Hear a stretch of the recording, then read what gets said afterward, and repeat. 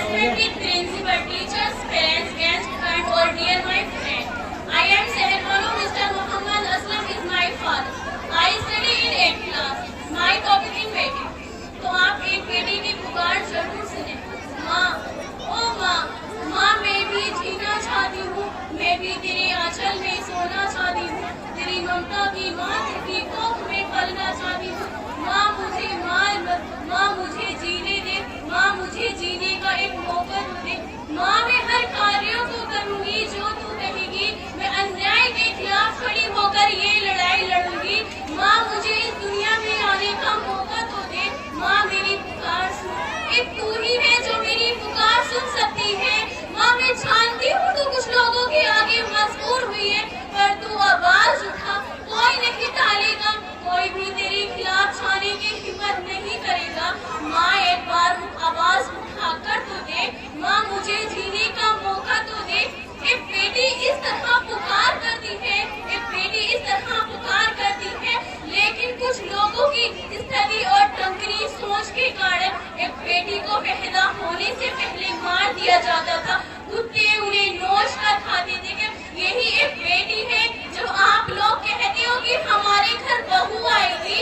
जब बेटियों को पैदा ही न होने दोगे तो कौन सी बहू लेकर आओगे. एक बेटी को गीली शिक्षा तक ही सीमित रखती हो, ये कहीं और की नहीं आप ही की कौम की इस लड़की का उदाहरण है जिसने टैंक में टॉप किया था. उसके जीवन उसके पैसे को बिना सोचे समझे कत्ल कर दिया गया. सोचो उस लड़की पर क्या गुजरी होगी जब उसके सपनों को इस तरह दफन कर दिया गया था. एक बार सोचो. कोई नहीं सोचता बेटी के बारे में. कोई नहीं सोचता. जब बेटी अपनी आवाज उठाए ना तो बोलते हैं नक्सली है, बेशरम है. ये बोलकर उसकी आवाज चुप करा देते हैं. लेकिन अगर एक बेटा शिक्षा प्राप्त करे ना तो एक परिवार का शिक्षित होता है जनाब.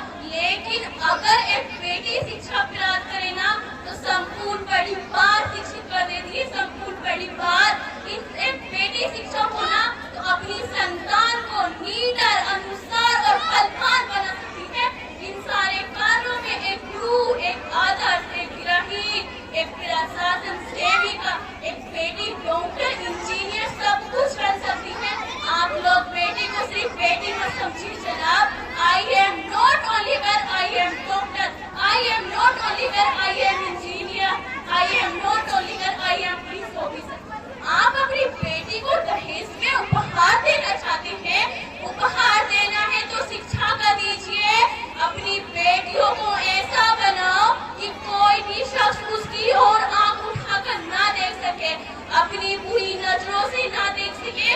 उसे इतना बलवान और शिक्षित आत्मनिर्भर बनाओ, ना कि दहेज. पर आपसे हाथ छोड़कर निवेदन है अपनी बेटियों को अपने उज्जवल भविष्य का निर्माण करने का मौका दीजिए साहब. वो बड़ा नाम करेंगी. बेटियों कुछ ऐसा करो अपनी जिंदगी में. बेटियों कुछ ऐसा करो अपनी जिंदगी में जो माँ बाप गर्व से कहे आज मुझे अपनी बेटी पर गर्व महसूस होता है.